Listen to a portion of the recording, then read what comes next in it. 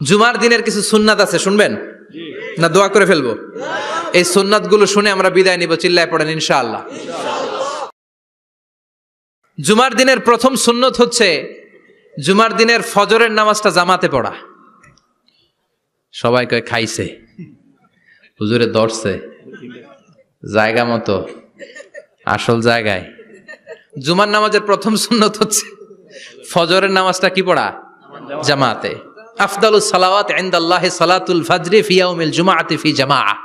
বিশ্বনবী বললেন জুমার নামাজের 15টা সুন্নত মুখস্থ রাখতে হবে। 1 নাম্বার সুন্নত ফজরের সালাত জামাতে পড়তে হবে। 2 নামাজ মুনাফিকদের কাছে সবচেয়ে কঠিন, একটা হচ্ছে ফজরের নামাজ আর একটা এশার নামাজ। এক আলেমকে জিজ্ঞেস করা হলো ফজরের বাতাসটা এত ঠান্ডা আর স্নিগ্ধ কেন? আলেম উত্তর দিয়েছিল, কারণ ফজরের বাতাসে মুনাফিকদের নাকের দুর্গন্ধ মিশে না। ফজরের বাতাসটা স্নিগ্ধ, ফজরের সময় আল্লাহওয়ালাদের আনাগোনা, মুসল্লিদের আনাগোনা, ইসলামের পক্ষের শক্তির আনাগোনা। চিল্লায় বলেন ঠিক কিনা? মসজিদে নববীতে জুমার নামাজের দৃশ্য আর ফজরের নামাজের দৃশ্য ছিল এক। বাংলাদেশে ফজরের নামাজের দৃশ্য আর জুমার নামাজের দৃশ্য এক নাকি? ফজরের নামাজের সময় মুসল্লি নাই, এক কাতারও হয় না। আর জুমার নামাজে পাক্কা মুসল্লি দেরি করে গেলে বারান্দায়ও জায়গা পায় না। কথা কন? তাহলে ফজরের নামাজটা আমরা জামাতে পড়বো ইনশাআল্লাহ। ইনশাআল্লাহ এত আসতে ইনশাআল্লাহ, আরো জোরে পড়েন ইনশাআল্লাহ।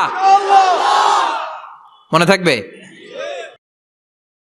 2 নাম্বার সুন্নাহ হচ্ছে আসওয়াক, মেসওয়াক করা। মাথরাতুন লিল ফাম মারদাতুন লির রব। মেসওয়াক করলে দাঁত পরিষ্কার থাকে, আল্লাহ খুশি হয়ে যায়। বিশ্বনবী বলেছেন, যদি আমার উম্মতের জন্য কষ্ট না হতো প্রত্যেক নামাজের আগে মেসওয়াক করা আমি ফরজ করে দিতাম। সুবহানাল্লাহ। মেসওয়াক ছিল বিশ্বনবীর জীবনের শেষ আমল। এই মেসওয়াক করে বিশ্বনবী শেষ নিঃশ্বাস ত্যাগ করেছেন।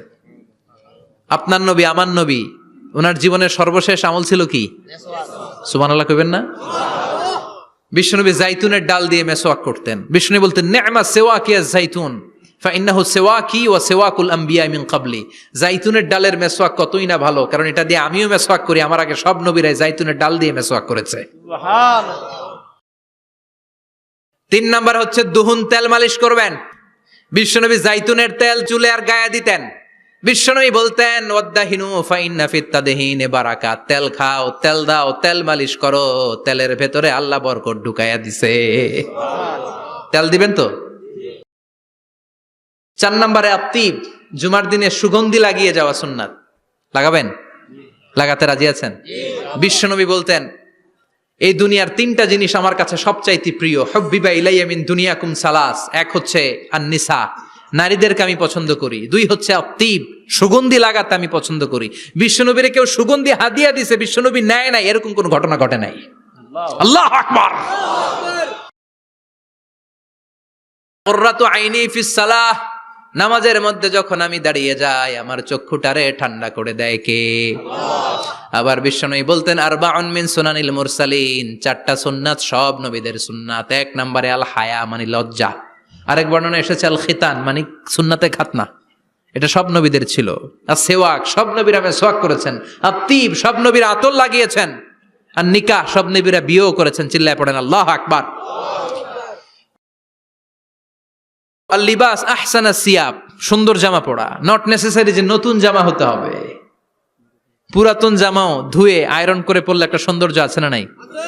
ইন্নাল্লাহা জামিল ওয়া ইউহিব্বুল জামাল। আল্লাহ নিজে সুন্দর, সৌন্দর্যকে আল্লাহ পছন্দ করেন। পৃথিবীতে সবচেয়ে সুন্দর কে? পৃথিবী সুন্দর, মানুষ সুন্দর, আসমান সুন্দর, জমিন সুন্দর, সুন্দরে সুন্দরে পাল্লা। জানি না কত সুন্দর তুমি আল্লাহ, জানি না কত সুন্দর তুমি আল্লাহ। সুবহানাল্লাহ পড়েন। ইন্নাল্লাহা ইউহিব্বু আইয়ারা আসারা নি'মাতিহি আলা আবদিহি। আল্লাহ তার বান্দার উপর তার নেয়ামতের ছিটে ফোঁটা দেখতে চান। আপনি যদি ধনী হন, দামি জামা পরবেন, সুন্দর জামা পরবেন। অনেকে আছে অনেক ধনী, কিপটুসের মতো সিরা জামা পরে, আছে না নাই? আপনি ধনী মানুষ, আপনি সিরা জামা পরছেন কেন? আপনার যে সম্পদ আছে এটার বহিঃপ্রকাশ আল্লাহ দেখতে পছন্দ করে। আপনাকে যে আল্লাহ কি নাজ নেয়ামত দিয়েছে, অহংকার ছাড়া স্বাভাবিক বহিঃপ্রকাশটা আল্লাহ দেখতে পছন্দ করে। কোন সুবহানাল্লাহ। এরপরে ইকসারুস সালাহ আলান নবী, বিশ্বনবীর উপর বেশি বেশি দুরূদ পড়া। বিশ্বনবী বলতেন জুমার দিন শ্রেষ্ঠ দিন, এই দিন আমার উপরে বেশি বেশি দুরূদ পড়ো। ফাইন্না সালাতাকুম মা'রুদাতুন আলাইয়া, কেননা তোমরা যে আমার উপরে দুরূদ পড়ো, আমি মরে যাওয়ার পরে এই দুরূদগুলো কে পাঠিয়েছে তার নাম, তার বাবার নাম সহ ফেরেশতারা আমার কবরে দিয়ে আসে। সুবহানাল্লাহ। সাহাবারা বললেন ইয়া রাসূলুল্লাহ কাইফা সালাতুনা মা'রুদাতুন আলাইক, আপনি মরে যাওয়ার পরে আমাদের দুরূদ কেমন করে আপনি দেখবেন? ওয়াকাদ আরিমতা, আপনি তো পচে গলে মাটির সাথে মিশে যাবেন। বিশ্বনবী বলেন ইন্নাল্লাহা হাররামা আলাল আরদি আন তাকুলা আজসাদাল আম্বিয়া, নবীদের লাশকে খেয়ে ফেলা, নবীদের লাশকে পচিয়ে ফেলা জমিনের সব মাটির জন্য আল্লাহ হারাম করে দিয়েছে। নবীদের লাশ পচে না, নবীদের লাশ গলে না। যারাই বিশ্বনবীর উপর দুরূদ পড়বেন, আপনার নাম সহ, আপনার বাবার নাম সহ, মালাইকাতু সাইয়াহিন, একদল ফেরেশতা আছে শুধু রাউন্ড দেয় গোটা ওয়ার্ল্ডে। কারা বিশ্বনবীর উপর দুরূদ পড়েছে, এই দুরূদ নিয়ে, এই নাম নিয়ে বিশ্বনবীর কবরে তারা পৌঁছে দেয়। চিল্লায় পড়েন আল্লাহু আকবার। এরপরে বিশ্বনবী বলতেন জুমার দিনে সূরাতুল কাহাফ পড়বা, কাহাফ পড়া সুন্নাহ। সূরাতুল কাহাফ পড়তে রাজি আছেন? রাজি আছেন তো? 18 নম্বর সূরা, কোরআনের একেবারে মাঝখানের সূরা। আলহামদুলিল্লাহিল্লাযী আনজালা আলা আবদিহিল কিতাবা ওয়া লাম ইয়াজআল লাহু ইওয়াজা, এই আয়াত দিয়ে শুরু হয়েছে, শেষ করা হয়েছে ফামান কানা ইয়ারজু লিকা রাব্বিহি ফালইয়ামাল আমালান সালিহা ওয়া লা ইউশরিক বিইবাদাতি রাব্বিহি। আর মাঝখানে আছে ওয়ালিয়াতালাত্তাফ। হাফেজ সাহেবরা উত্তর দাও, মাঝখানে আছে কি? কথা কন। ওয়ালিয়াতালাত্তাফ একটা শব্দ আছে সূরা কাহাফের মাঝখানে। কোরআনের সব জায়গায় এক ফন্টে আয়াতগুলো লেখা, কিন্তু ওয়ালিয়াতালাত্তাফ মোটা করে লেখা আছে না? ডবল ফন্টে লেখা, মোটা, কারণ এটা কোরআনের একেবারে মাঝখানে অবস্থিত এই শব্দটা ওয়ালিয়াতালাত্তাফ। এর আগে যত শব্দ এর পরে তত শব্দ, এর আগে যত কোরআনের অক্ষর এর পরে তত অক্ষর। সুবহানাল্লাহ বাড়িতে গিয়া সুবহানাল্লাহ। বিশ্বনবী বললেন সূরাতুল কাহাফ যে তেলাওয়াত করবে ইয়াকুনু লাহু নূর, এই সূরাতুল কাহাফ কিয়ামতের দিন তার সামনে বিশাল একটা আলো হয়ে আসবে। এই আলো দিয়ে পুলসিরাত পার হয়ে ওই বান্দা জান্নাতের ভেতরে ঢুকে যাবে। আবার বিশ্বনবী বলেন যারা সূরাতুল কাহাফের প্রথম 10 আয়াত তেলাওয়াত করবে জুমার দিন, শেষের 10 আয়াত যারা জুমার দিন তেলাওয়াত করবে, দাজ্জালের ফিতনা থেকে তাদেরকে মুক্ত রাখবে কে? আল্লাহ। সুবহানাল্লাহ পড়বেন না? সুবহানাল্লাহ। সূরাতুল কাহাফ দিয়ে সকাল শুরু করতে রাজি আছেন? সবাই রাজি? এরপর আত-তাবকির ইলাল মসজিদ, মসজিদে আগে আগে যাওয়া সুন্নত। আগে যিনি যাবে উনি কি পাবে? তারপরে গরু, তারপরে বকরি, তারপরে মুরগি, মুরগির পরে ডিম না আন্ডা? আন্ডা। আল মাশিউ আলাল ইকদাম, বিশ্বনবী বললেন হেঁটে হেঁটে জুমার নামাজে যাওয়া সুন্নাহ। রিকশা, হুন্ডা, সাইকেল, সিএনজি দিয়ে গেলেও হবে, কিন্তু হেঁটে হেঁটে গেলে সওয়াব বেশি না কম? প্রতি কদমে কদমে আমলনামায় সওয়াব দিয়ে দিবে কে? আল্লাহ। এরপরে বিশ্বনবী বললেন আদামু তাখাত্তি রিকাবান নাস, মানুষের ঘাড় ডিঙ্গিয়ে সামনে না যাওয়া সুন্নাহ। অনেকে জুমার দিন আসে সবার শেষে বসতে চায় সামনে, এরকম ডাকাইত আছে না নাই? বিশ্বনবী জুমার খুতবা দিচ্ছেন, হঠাৎ এক সাহাবী সব সাহাবীর ঘাড় ডিঙ্গিয়ে ডিঙ্গিয়ে সামনে আসতেছে বুলেটের মতো। বিশ্বনবী বললেন থামো, এজেলেস বসো মিয়া, ফাকাদ আযাইতা ওয়া আনাইতা, আসছো দেরি করে আবার মুসল্লিদেরকেও কষ্ট দিচ্ছ। যেখানে জায়গা পাবেন ওইখানে বসবেন, মানুষের ঘাড় ডিঙ্গিয়ে সামনের কাতারে যাওয়া এটা ঠিক না। এজন্য জুমার দিন আগে আগে আসার চেষ্টা করবেন। রাজি আছেন তো? এরপরে বিশ্বনবী বললেন দুখুলুল মসজিদে রাকাতাইন, জুমার নামাজের দিন মসজিদে ঢোকার পরে 2 রাকাত পড়া সুন্নত। কয় রাকাত? 2 রাকাত। রাজি আছেন? কবলাল জুমা বাদাল জুমা, অনেকে প্রশ্ন করে বাদাল জুমা 4 রাকাত, মসজিদে পড়লে 4, ঘরে পড়লে 2, কিন্তু কবলাল জুমা সুনির্ধারিত নয়, অনির্ধারিত। মা কদ খুদ্দিরা লাক, যত আপনার তৌফিকে কুলায় 2 রাকাত করে করে 2, 4, 6 ইমাম সাহেব খুতবা দেওয়ার আগ পর্যন্ত। আপনি যদি আধা ঘন্টা আগে যান আপনি 10 রাকাত পড়তে পারবেন। চিল্লায় বলেন ঠিক কিনা?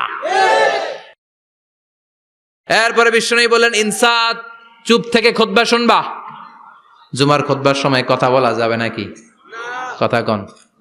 বিশ্বনবী বললেন তোমার সামনে কেউ কথা বলতেছে, তুমি যদি বলো চুপ করো, এটাও তুমি খারাপ কাজ করছো। চুপ করো তোমার কইতে কইছে কি? চুপ করো বলে তুমি আরেকটা ভেজাল লাগাইছো। চিল্লায় বলেন ঠিক কিনা? তাহলে জুমার নামাজে কথা বলা যাবে না, কেউ কথা বললে চুপ করো এই কথাটাও বলতে বিশ্বনবী নিষেধ করেছেন। চিল্লায় বলেন ঠিক কিনা? এরপরে মজার একটা কথা বিশ্বনবী বলেছেন, জুমার নামাজ পড়তে যেয়ে যদি কারো ঘুম আসে জায়গা চেঞ্জ করে বসো। জুমার নামাজ পড়তে যাইয়া ঘুমান না, এরকম কে কে আছেন আল্লাহর ওলি? হাত তোলেন, হাত তুলতে পারবেন? আমিও তুলতে পারবো না, আমি কত ঘুমাইছি। জুমার খুতবা শুনতে গেলে ঘুমাস, কারণ রহমত নাজিল করে কে? পুরো মসজিদের ডানে বায়ে রহমতে ঠাসা, খালি ঘুম আর ঘুম। আছে না নাই? ঘুম আসলে কি করবেন? উঠে যাবেন, উঠে জায়গা চেঞ্জ করবেন, পানির ঝাপটা দিবেন, ঘুম দূর করে দিবে কে? এরপরে বিশ্বনবী বললেন, জুমার দিন দোয়া করলে কবুল হয়। এমন একটা সময় আছে জুমার দিনে, ওই সময়ে যদি বান্দা আল্লাহর কাছে কিছু চায়, সেটা না দিয়ে খালি হাতে আল্লাহ বান্দারে ফিরাইয়া দেয় না। সেটা কখন?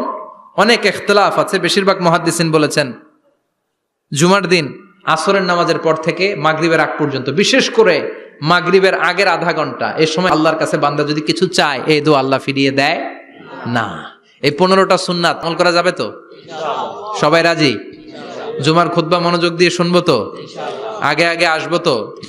দোকানপাট বন্ধ করে জুমার নামাজের ভাবমূর্তি রক্ষা করবো তো?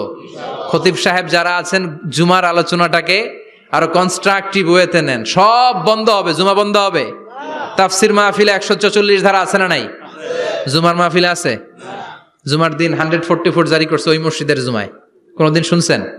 এর জন্য জুমাটাকে আমাদেরকে কাজে লাগাতে হবে। আল্লাহ তুমি তৌফিক দাও। আরো জোরে পড়েন আমিন। সুবহানাকাল্লাহুম্মা বিহামদিকা আশহাদু আল্লা ইলাহা ইল্লা আনতা আস্তাগফিরুকা ওয়া আতুবু ইলাইক।